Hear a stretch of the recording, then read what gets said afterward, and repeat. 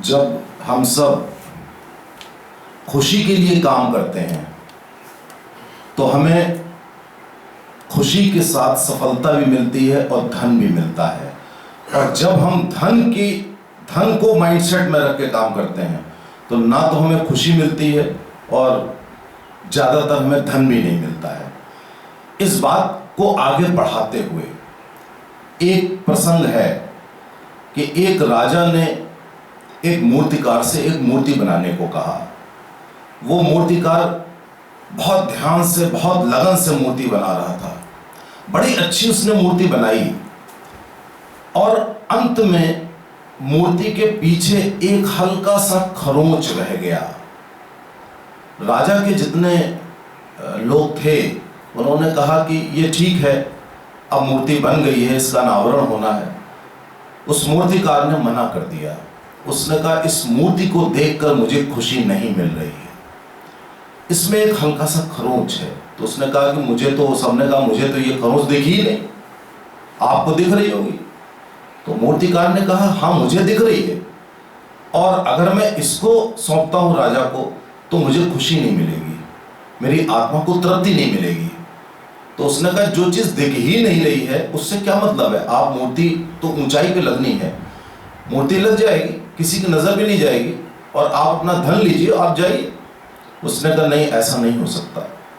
उसने राजा से अनुमति मांगी और दोबारा मूर्ति बनाई, और पूरी सावधानी से बनाई कि उसमें जरा सा भी कोई निशान या खरोंच ना निकले, ना लगे।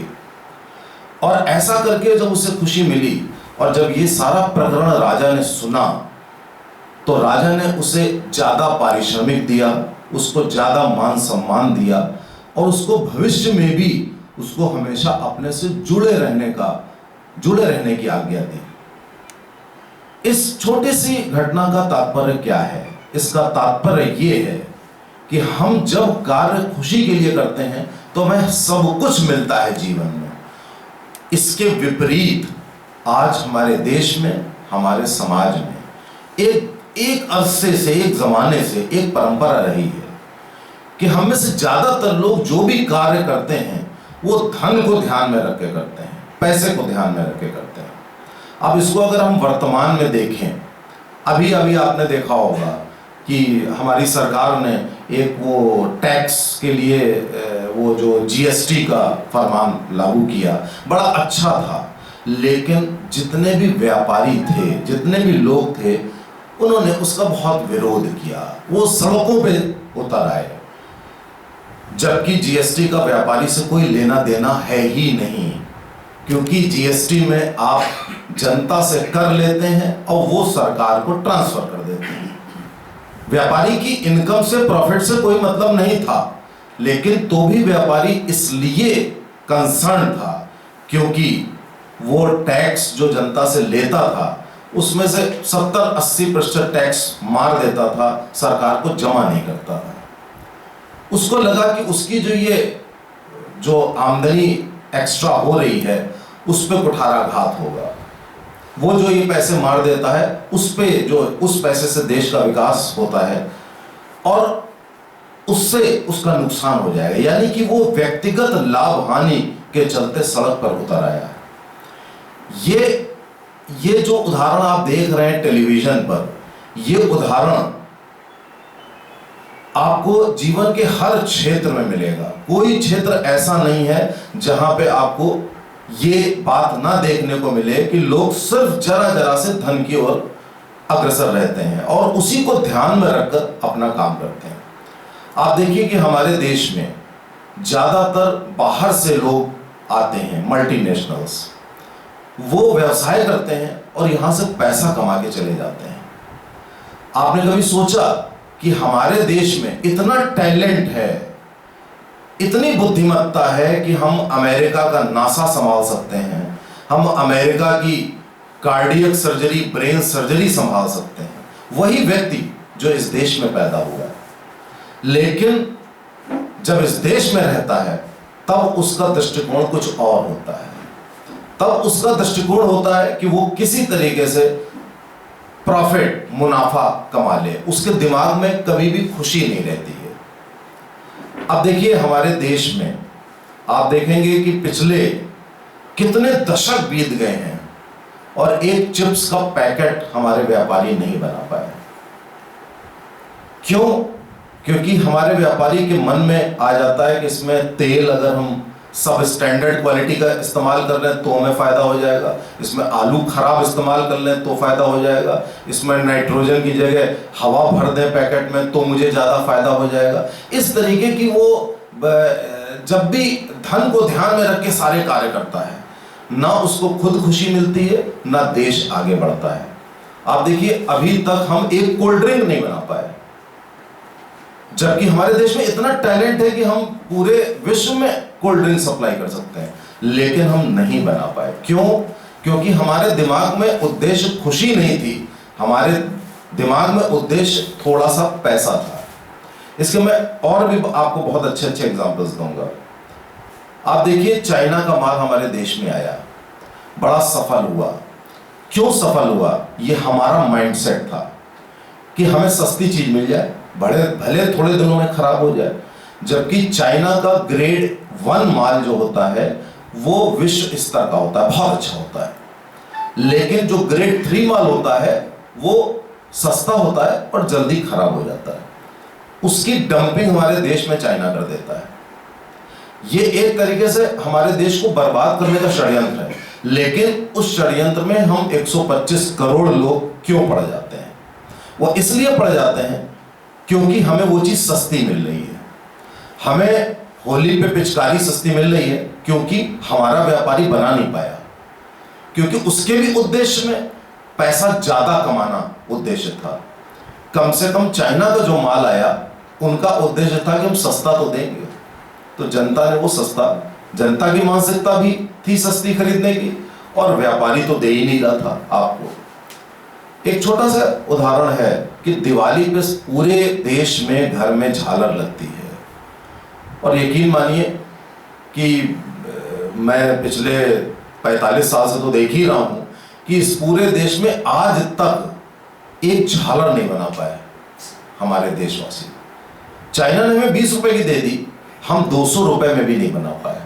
क्यों? उसका कारण क्या था? उसका कारण सिर्फ एक था कि हमारे दिमाग में धन की लालच थी, हमारे दिमाग में खुशी प्राप्त करने की लालच नहीं थी। खुशी की लालच मैं शब्द कह रहा हूं। लोग स्कूल खोलते हैं, और स्कूल जब खोलते हैं तो मैं सुनता हूं कि वो कहते हैं कि साहब इतने बच्चे अगर एडमिशन ले लिया तो धीरे धीरे एक ब्रेक इवन पॉइंट आएगा और थोड़े समय बाद मुझे इतना प्रॉफिट होने लगेगा। उनका उद्देश्य ये कभी नहीं होता है कि काश हम 10 लड़के वर्ल्ड क्लास के निकाल दें, काश हम 10 बच्चों को इतना बढ़िया बना दें जो हमारे देश का नाम हो। उनका उद्देश्य होता है कि हम किसी तरीके से थोड़ा सा धन अर्जित करें। हर फील्ड में, कोई, मैं व्यापारी की बात नहीं कर रहा हूं, कोई भी कार्य हमारे देश में होता है, और उसी देश का टैलेंट जब अमेरिका में जाता है और जगह जाता है तो क्या क्या वो काम कर डालता है। अब मैं आपको बताऊं एक उदाहरण कि जब हम खुशी के लिए काम करते हैं तो क्या होता है। अब एक 18 साल का बालक एक बार बंबई में उतरता है, उसकी जेब में कोई पैसा नहीं होता है। वो सोचता मैं करूं क्या, अब मेरे लिए मरने के अलावा कोई रास्ता नहीं है। वो एक कार्य करता है कि वो एक तवे को लेकर सड़क के किनारे बैठ जाता है। उसको केवल एक काम आता है कि वो साउथ से आया है, उसको डोसा बनाना आता है। वो अपने जीवन में एक उद्देश्य पैदा कर लेता है कि मैं एक स्वादिष्ट डोसा बना करके जो ऑफिस में लोग आते हैं उनको मैं खिलाऊंगा। और ये कार्य करने के लिए वो कुछ सामान जुटाता है, किसी से उधार लेता है 200-400 रुपए, और वो ये कार्य करना शुरू कर देता है। और वो अपना उद्देश्य ये रखता है कि मुझे लोगों को अच्छा खिलाना है। उद्देश्य ये नहीं रखता है कि मुझे किसी तरीके से पैसा कमा करके मुझे अपना जीवन यापन करना है। ये मैं असली बात बता रहा हूं। वो धीरे धीरे लोगों को सहयोग करते हुए बड़ा स्वादिष्ट डोसा खिलाने लगता है। लोग उससे जुड़ने लगते हैं, दर्जनों, फिर सैकड़ों, फिर जाने कितने लोग उससे जुड़ जाते हैं। और वो धीरे धीरे 40-50 किस्म के डोसे बनाने लगता है, छोटे छोटे, और लोगों को ये ऑप्शन देता है कि अगर तुम घर में खाना खा के नहीं आए हो या टिफिन लेके नहीं आए हो तो तुम यहाँ आओ, तुम्हें बिल्कुल घर की तरह स्वादिष्ट फ्रेश डोसा खिला सकता है।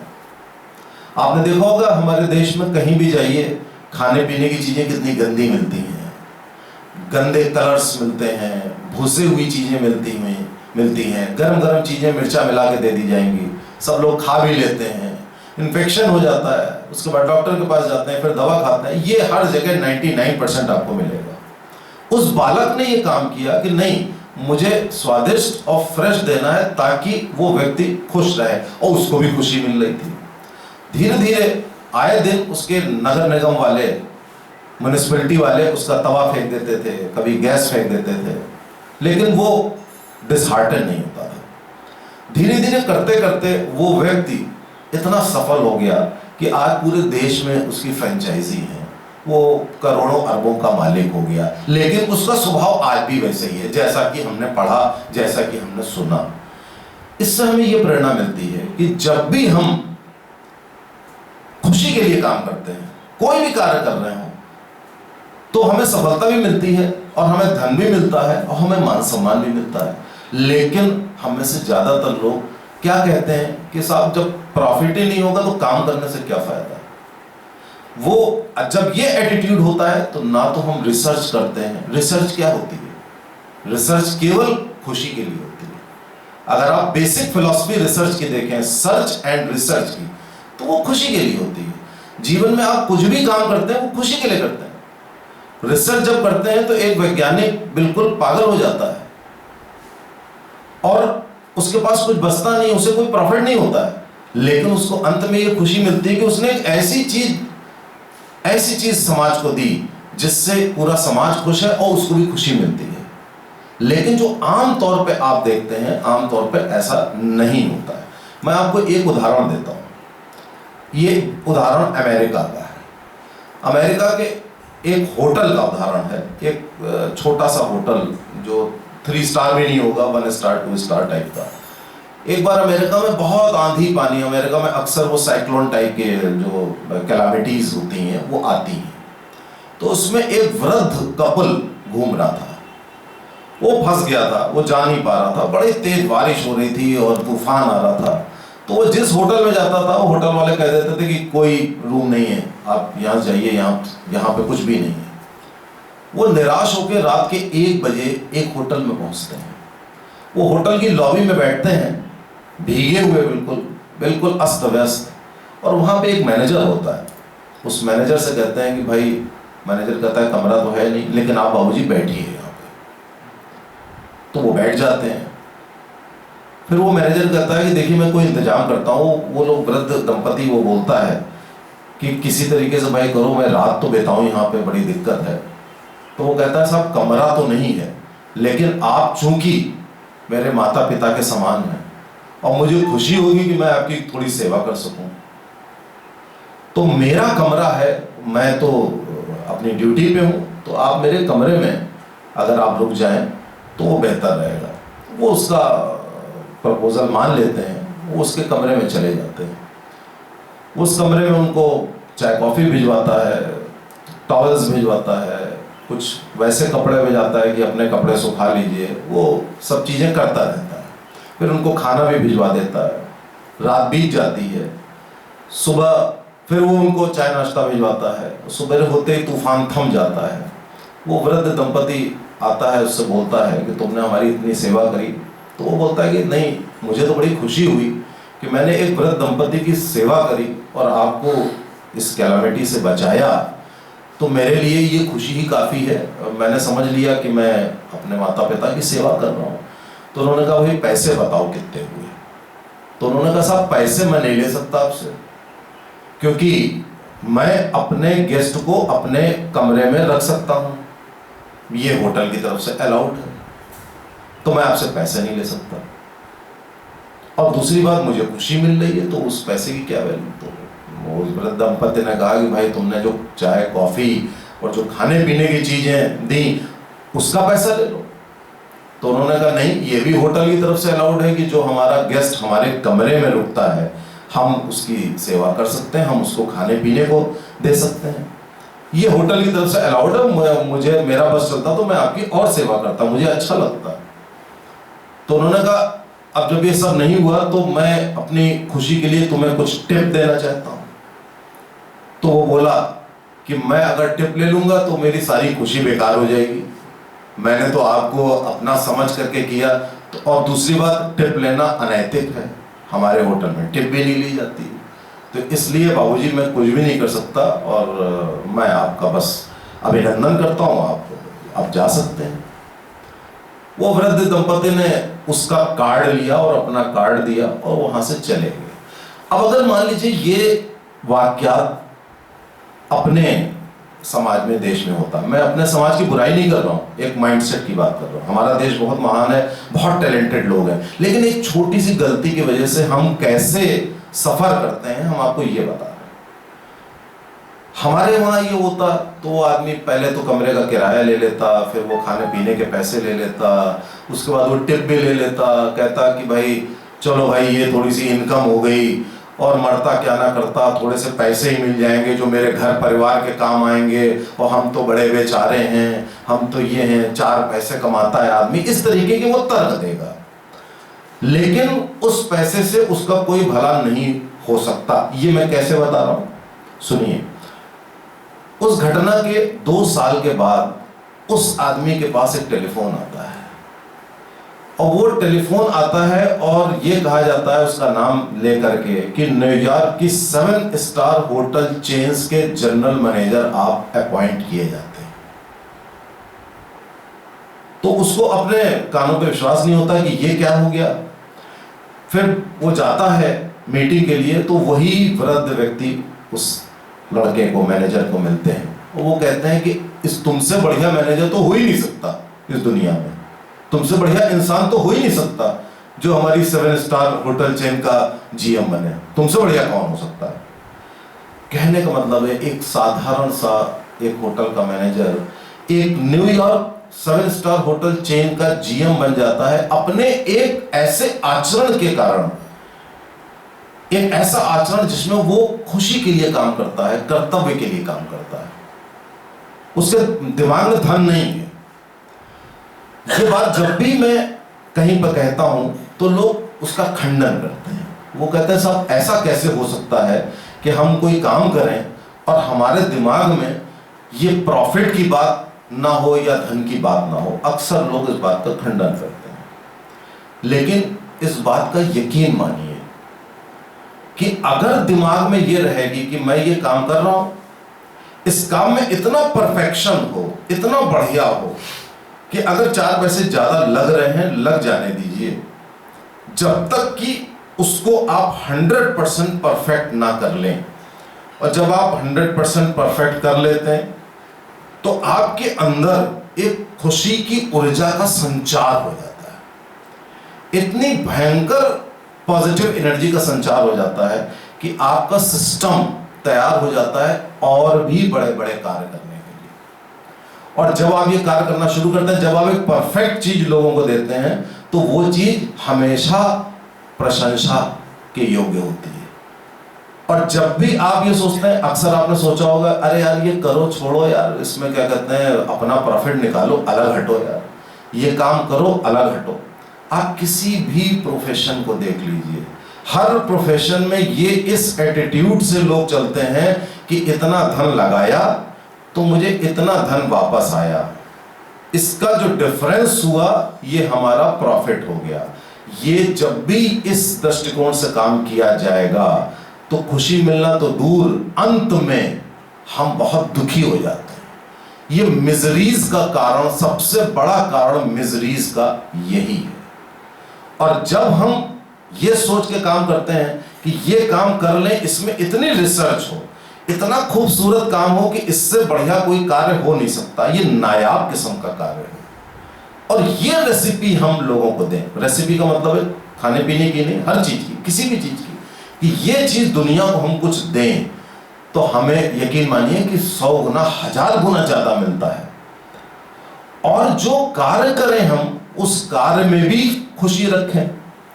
एक चीज में बहुत पहले मैंने जिक्र किया था कि एक मंदिर बन रहा था और 3 लोग बैठे हुए थे, और वो कई बार बता चुका हूं कि वो एक आदमी से पूछा गया कि भाई तुम क्या कर रहे हो? तो वो रोते हुए बोला कि साहब पत्थर काट रहे हैं, दिख नहीं रहा है क्या? अंत में थोड़े पैसे मिलेंगे तो घर में जाके अपना परिवार का खाना पीना पालन पोषण होगा, और क्या होगा।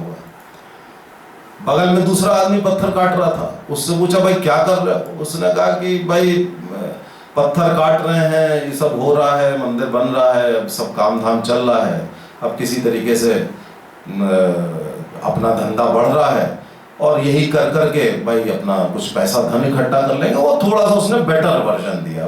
सबसे पहला वाला रो रहा था, जब तीसरे से पूछा तो तीसरा वाला वहां पे गाना गा रहा था, गीत गा रहा था। वो प्रसन्न चित्त था, बड़ा खुश हो रहा था। उससे पूछा क्या कर रहे हो? उसने कहा मैं मंदिर बना रहा हूं। उसने ये नहीं कहा कि मैं पत्थर तोड़ रहा हूं, पैसे कमा रहा हूं। उसने कहा मैं मंदिर बनवा रहा हूं प्रभु का। और उसका जो दृष्टिकोण था, एटीट्यूड था, उसका दृष्टिकोण इतना बढ़िया था कि थोड़े दिनों बाद वो मुख्य मंदिर में निर्माण में वो संलग्न था। यानी कि वो जो दो लोग थे वो तो आगे नहीं आ पाए, लेकिन जो ये तीसरा व्यक्ति था जो गीत गा रहा था, वो धीरे धीरे और आगे बढ़ता चला गया। उसकी संलिप्तता उस मंदिर को बनाने में मुख्य होती चली गई। तो जब भी कोई कार्य खुशी को ध्यान में रख के किया जाता है, चाहे आप वैज्ञानिक रिसर्च कर रहे हो, चाहे मैं डॉक्टर हूं, चाहे आप किसी का इलाज कर रहे हो, चाहे आप किसी को शिक्षा दे रहे हो, चाहे आप व्यवसाय कर रहे हो, चाहे आप छोटा मोटा कार्य कर रहे हो, सड़क पे कोई एक स्वीपर झाड़ू लगा रहा है, तो ये निर्भर करता है कि अगर वो झाड़ू भी लगाते समय खुशी महसूस कर रहा है कि मैं इतनी सफाई कर दूं कि उस साफ सुथरी जगह को देख के लोग खुश हो जाए, यहां पे कोई बीमारी ना आने पाए, तो यकीन मानिए कि वो उस क्षेत्र में नाम पैदा कर सकता है। तो वर्ल्ड हैप्पीनेस सोसाइटी में हम हमेशा ये बताते हैं कि खुशी के लिए ही सारा काम किया जाए, तो सफलता के साथ साथ व्यक्ति को खुशी भी मिलती है और अपार धन भी मिलता है। लेकिन तब भी दिमाग में ये कभी मत रखिएगा कि मुझे अपार धन मिलेगा, केवल रखिएगा खुशी। बैक ऑफ द माइंड में यकीन मानिए कि कभी आपको ईश्वर कभी भी आपको लेट डाउन नहीं करेगा, कभी ऐसा हो ही नहीं सकता है। आप हमारे बीच में फिल्मी कलाकार, फिल्म एक्टर भी बैठे हैं और इस बात को ये भली भांति जानते होंगे कि फिल्मों की शूटिंग के दौरान कभी कभी ऐसा भी हुआ है कि जो बड़े बड़े लेजेंडरी कलाकार हुए हैं उनके शॉट ओके हो जाते हैं, लेकिन वो कहते हैं कि हम अभी सेटिस्फाइड नहीं, यानी कि खुश नहीं है। और वो खुश नहीं है तो वो उसके बाद दोबारा शॉट करते हैं, एक एक महीना लगा देते हैं कि अभी हम खुश नहीं। आपने देखा होगा कि ऐसा होता है। ऐसे बहुत सारे एग्जाम्पल्स हैं, जितने हमारे लेजेंडरी, चाहे वो हमारी डांसर हेलेन हुआ करती थी, या माधुरी दीक्षित हुआ करती थी, या अमिताभ बच्चन हुआ करते थे, उनके साथ ये चीजें दर्जनों जुड़ी हुई हैं कि वो चाहते तो भाई पैसा मिल गया हमें, हमारा शॉट ओके हो गया, बात खत्म हो गई। ऐसा नहीं होता है। इसीलिए वहां पे चूंकि क्रिएटिविटी है, रचना है, तो रचनात्मक कार्यों में जब जब लोग कोई भी रचना करते हैं खुशी के लिए कि ये हम कर रहे हैं, ये हम खुशी के लिए कर रहे हैं, उनके दिमाग में पैसा है ही नहीं, उससे लोगों ने इतना कमाया है करोड़ों अरबों कि उसकी आप कल्पना नहीं कर सकते, और मान सम्मान और इनाम अलग कमाए। और जब आदमी ने ये सोचा कि हम B grade C grade picture करके वो जल्दी से पिक्चर करके हफ्ते भर में पैसा कमा ले, जैसा आप देखते होंगे, तो वो पैसा कमा ले, तो उसने उतना सा पैसा कमा लिया, अपना मान सम्मान गंवा दिया, उसकी कोई पहचान नहीं समाज में, जरा सा पैसा मिल गया। आपको इतना सा पैसा मिले, चाहे इतना मिले चाहे इतना मिले, खानी वही 2 रोटी है, तो आप वो उसको लेकर भी क्या करेंगे? उसको अगर लेना है तो बहुत ज्यादा लो ना, बहुत ज्यादा मिल रहा है। तो इसलिए जीवन के किसी भी क्षेत्र में आप केवल दिमाग में उद्देश्य एक रखिए कि हमें ये कार्य पूर्णता के साथ अपनी संतुष्टि और खुशी के लिए करना है, तो यकीन मानिए कि सफलता आपके कदमों में होगी। आपके चित्त में इतनी प्रसन्नता होगी कि आपको छोटे मोटे दुख तो नजर ही नहीं आएंगे। हर समय आपके अंदर एक बहुत अपार ऊर्जा का संचार होगा। बहुत बहुत धन्यवाद।